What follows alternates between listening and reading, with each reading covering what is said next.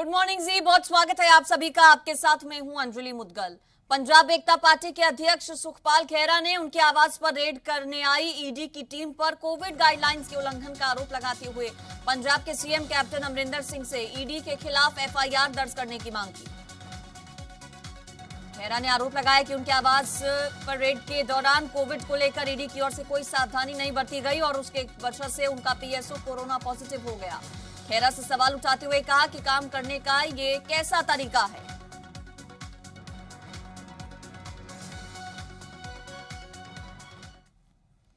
और आज शिरोमणि अकाली दल के अध्यक्ष सुखबीर बादल की तरनतारन के खेमकरण में रैली होगी। रैली के जरिए सुखबीर बादल कार्यकर्ताओं को मिशन 2022 के लिए जीत का मंत्र देंगे।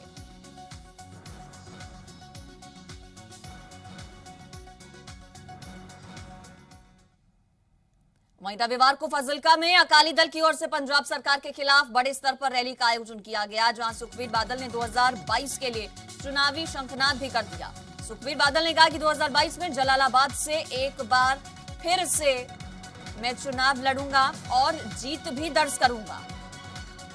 2022 में प्रदेश में अकाली दल की सरकार बनेगी। अकाली दल की सरकार बनते ही सबसे पहले पंजाब विधानसभा में पास हुए 3 कृषि कानूनों को रद्द किया जाएगा। सुखबीर बादल ने कहा कि अकाली दल की सरकार बनते ही एससी और गरीब वर्ग के लोगों को सारी शिक्षा मुफ्त में प्रदान की जाएगी उनकी सरकार की तरफ से।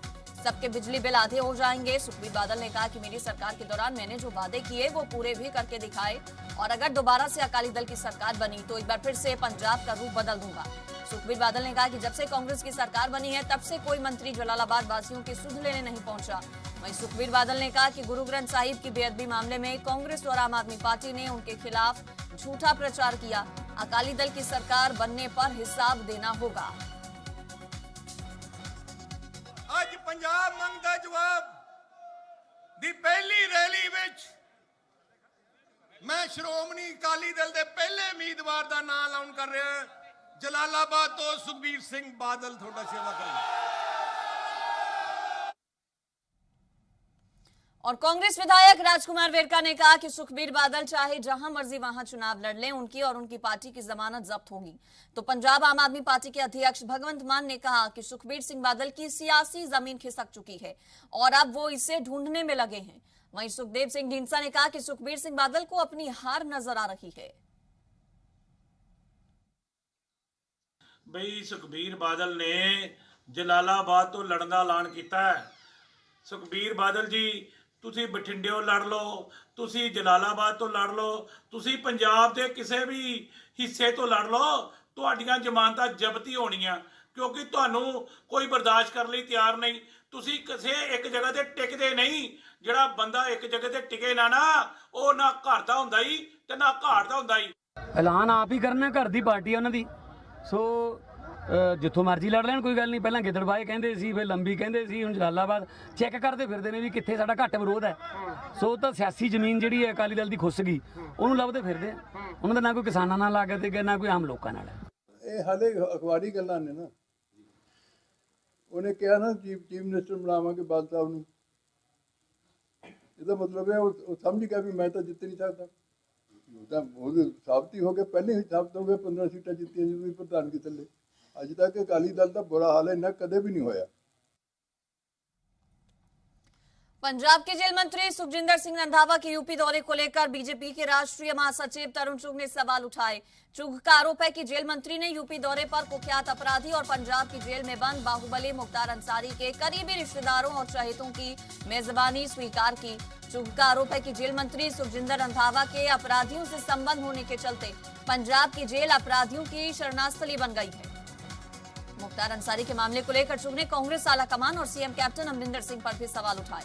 बता दी कि एक मामले में यूपी का बाहुबली विधायक और अपराधी मुख्तार अंसारी पंजाब की रूपनगर जेल में बंद है, जिसे यूपी पुलिस वापस गृह राज्य ले जाना चाहती है ताकि उसके खिलाफ जारी मामले निपटाए जा सके। लेकिन पंजाब सरकार ने सुप्रीम कोर्ट में इसका विरोध किया है।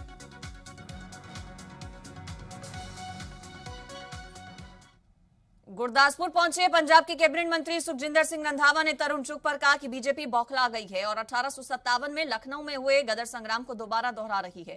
साथ ही विक्रम मजीठिया पर तंज कसते हुए कहा कि सीएम कैप्टन ने विधानसभा में भी कहा था कि विक्रम मजीठिया में अभी बचपना है।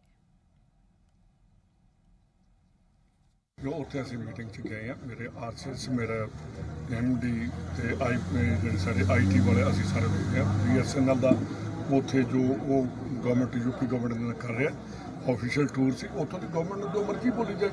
अगर वो ਜਿਹੜੇ ਕਹਿੰਦੇ जो ਉੱਥੋਂ ਨੂੰ ਮਿਲਣ ਗਏ ਸੀ, मैं पंजाब 'ਚ ਮਿਲਾਂਗਾ ਜਾ ਕੇ ਉਹਨਾਂ ਦੇ ਘਰੇ ਜਾ ਕੇ ਮਿਲਾਂਗਾ। BJP ਮੇਰੇ ਖਿਆਲ ਆਪਣੀ ਹੋਸ਼ੋ-ਹਵਾਸ਼ ਤੇ ਜਾਂ ਦਿਮਾਗੀ ਪੌਜਨ ਜਿਹੜਾ ਉਹਨਾਂ ਦਾ ਵਿਗੜ ਗਿਆ। विक्रम मजीठिया अजे अपना कैप्टन साहब ने जो कहा सी कि ये बचपना गया नहीं गा, तो वो टॉफियां वंडे या कोई लॉलीपॉप वंडे, वो तो इन्होंने जो पंजाब का बेड़ा गर्क किया तुहाडे सामने ही है। तो अज जिस तरीके दे नाल इन्हां दी जो अंदर परफॉर्मेंस रही है, जो एपोजिशन का असीं भी रहे एपोजिशन दे विच असीं लोग डट के गल करके जाते सी और अपनी गल सुणाउंदे सी। ये सिर्फ एक इहो जिहा बंदा ਜਿਹੜਾ ਅੰਦਰ ਬੋਲਦਾ ਤੇ ਨਾਲ ਦੀ ਨਾਲ ਹੀ ਆਪਣਾ ਬੈਗ ਚੁੱਕ ਕੇ ਬਾਹਰ ਨਿਕਲ ਜਾਂਦਾ। ਇਹਨੂੰ ਖਲੋ ਕੇ ਜੇ ਗੱਲ ਕਰਕੇ ਗਿਆ ਤੇ ਇਹਨੂੰ ਖਲੋਣਾ ਚਾਹੀਦਾ। पंजाब के जेल मंत्री सुखजिंदर सिंह रंधावा के लखनऊ दौरे पर सियासत गर्मा गई है। शिरोमणि अकाली दल के विधायक हरिंदरपाल सिंह चंदूमाजरा ने कहा कि मुख्तार अंसारी के मामले में पंजाब सरकार पर पहले भी बहुत गंभीर आरोप लगे हैं, जिसका सरकार ने जवाब नहीं दिया।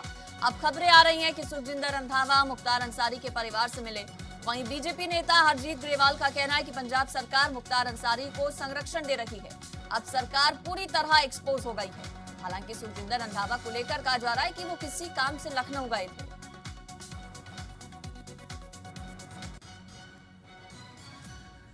मुख्तार अंसारी के मसले में पहला भी पंजाब सरकार ते बहुत गंभीर दोष लगे ने, जिन्हें उन्होंने अजे तक जवाब नहीं दिता।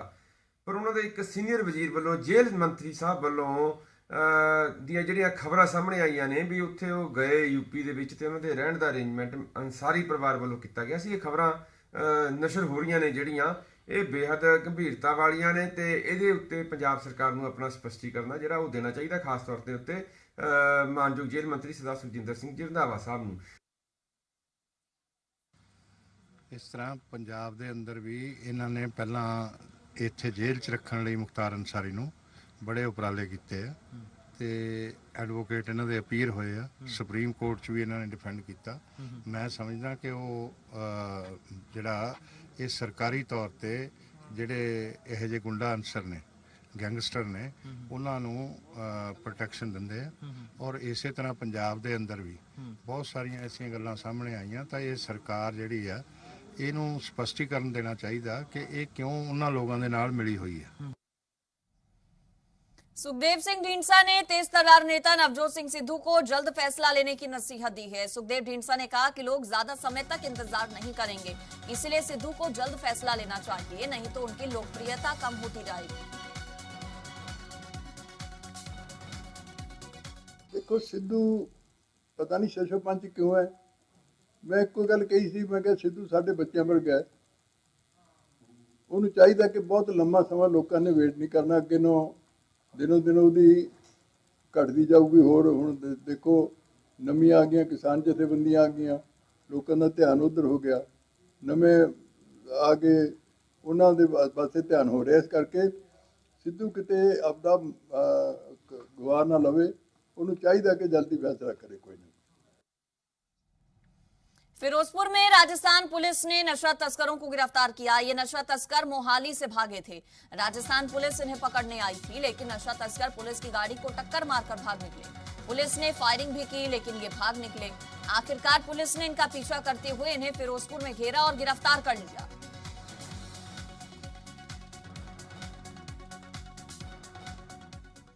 पंजाब के मुख्य सचिव विनी महाजन ने पंजाब में कोविड-19 के बढ़ते मामलों को रोकने के उपायों पर बैठक की। बैठक में डीजीपी, स्वास्थ्य सचिव, डीसी, नगर आयुक्तों, सिविल सर्जन और अन्य अधिकारी शामिल हुए। बैठक में विनी महाजन ने सभी विभागों को निर्देश दिए कि कोविड संक्रमण की रोकथाम के लिए हर तरह से तैयार रहें और व्यवस्थाओं को सुनिश्चित करें।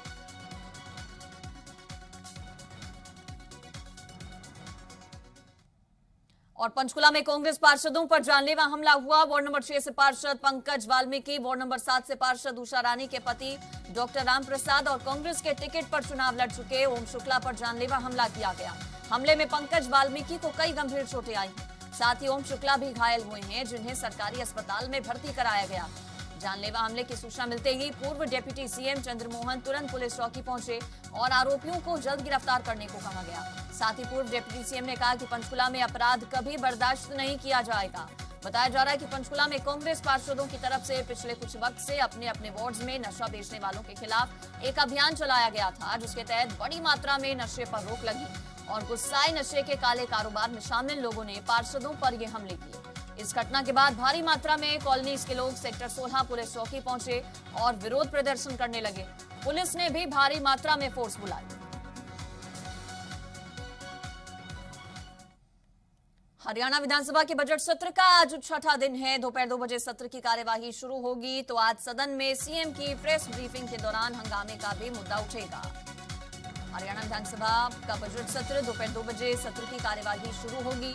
हंगामेदार रहने के आसार हैं। सदन में सीएम की प्रेस ब्रीफिंग के दौरान जो घेराव किया गया था विधायकों की तरफ से पंजाब के, ये मुद्दा भी आज सदन के भीतर गरमा सकता है।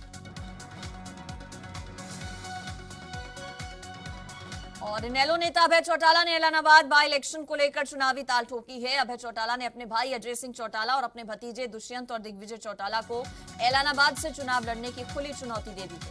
वहीं अभय चौटाला ने मनोहर सरकार के बजट को जनता की आंखों में धूल झोंकने वाला बजट करार दिया। अभय चौटाला का आरोप है कि मनोहर सरकार ने कृषि और शिक्षा के बजट में कटौती की। उन्होंने कहा कि मनोहर सरकार का बजट जनहित वाला बजट नहीं है। ये तो रोज यूँ सोचते हैं इलेक्शन कमीशन किसी तरह इसको 1.5 साल के लिए आगे कर दे, लेकिन ये चुनाव तो 6 महीने में होगा। छूट दिया। अब जैसे साथी ने मेरे से पूछ लिया था कि वहाँ से दिग्विजय लड़ेगा, मैं बोला दिग्विजय क्यों, उसका बाप लड़े, उसका भाई लड़े। रोज ये कहते थे मेरे लिए कि हमारी वजह से अब ऐसे विधानसभा पहुँच गया। अब वो चारों आ जाए ना लड़ने के लिए, उनको बहम निकल जाएगा, पता चल जाएगा। इनेलो नेता अभय चौटाला के बयान पर जेजेपी नेता दिग्विजय चौटाला की कड़ी प्रतिक्रिया आई है। उन्होंने कहा कि अभय चौटाला की को चौधरी देवीलाल का वारिस बनने की भूख है, जबकि हमें उनके सपनों को पूरा करनी है। दिग्विजय चौटाला ने कहा कि अभय चौटाला की चाहतों ने उनका और इनेलो का बेड़ा गर्क कर दिया।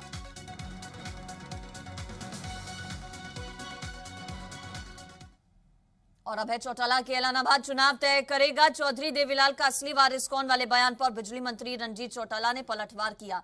रंजीत चौटाला ने कहा कि बाई इलेक्शन एक रेगुलर फीचर है, मैंने भी कई बाई इलेक्शंस लड़े हैं। चौधरी ओम प्रकाश चौटाला और भजन लाल के सामने भी बाई इलेक्शन लड़े। ये हमारे परिवार की परंपरा है, कोई विशेष नई बात नहीं, वो हमारा बच्चा है, कोई बात नहीं। रंजीत चौटाला की तरफ से ये बात कही गई।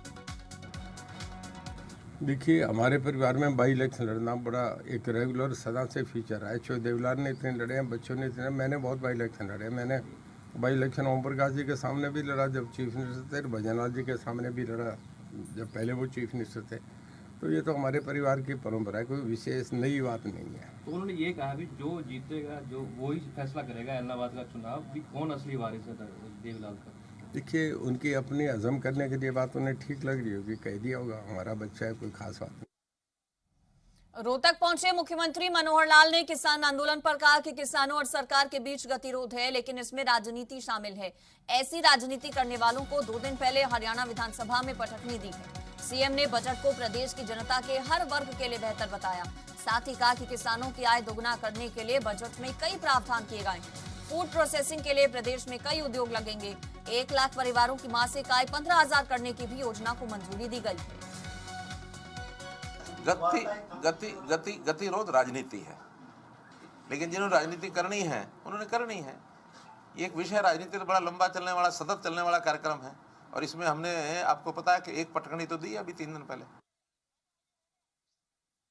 देखिए, बजट में बहुत सी बातें हमने बताई हैं कि कृषि को कैसे लाभप्रद बनाया जाए। उनकी आने वाले 2022 तक प्रधानमंत्री जी की घोषणा है कि जो भी आय उसकी थी आज से 3 साल पहले, उस आय से डबल कैसे उसकी आय करें। तो ये सारे कार्यक्रम पहले से चल रहे हैं। उसमें प्रधानमंत्री फसल बीमा योजना की, उसमें हमने मुख्यमंत्री बागवानी फसल बीमा योजना का कार्यक्रम इस बार शुरू किया है।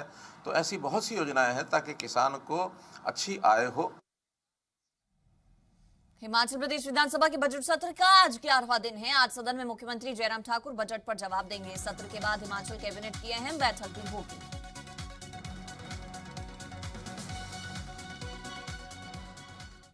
पर्यटन स्थल मनाली में जी पंजाब हरियाणा हिमाचल की खबर का बड़ा असर हुआ है। राज्य के कैबिनेट मंत्री गोविंद सिंह ठाकुर ने कहा कि मनाली की सफाई व्यवस्था को लेकर कदम उठाए जाएंगे और जल्द कुल्लू मनाली स्वच्छता में नंबर 1 होगा। मंत्री गोविंद सिंह ठाकुर ने नगर परिषद को 1 करोड़ 30 लाख की 3 स्वीपिंग और जेटिंग मशीनें दी हैं। उन्होंने मनाली के मॉल रोड पर 3 स्वीपिंग और जेटिंग वाहनों को हरी झंडी दिखाकर रवाना किया। ये तीनों मशीनें पर्यटन नगरी मनाली को साफ सुथरा रखने में अहम रोल निभाएंगी।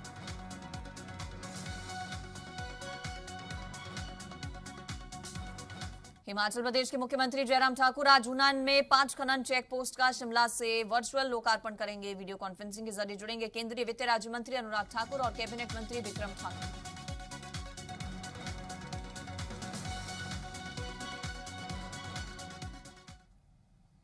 जम्मू कश्मीर के मशहूर पर्यटन स्थल गुलमर्ग में ताजा बर्फबारी से तापमान गिर गया। गुलमर्ग में बर्फबारी और बारिश के चलते ठंड में भारी इजाफा हुआ है। स्थानीय प्रशासन सड़कों से बर्फ हटाने में जुटा है। वहीं दूसरे राज्यों से आए पर्यटक बर्फबारी का लुत्फ उठा रहे हैं।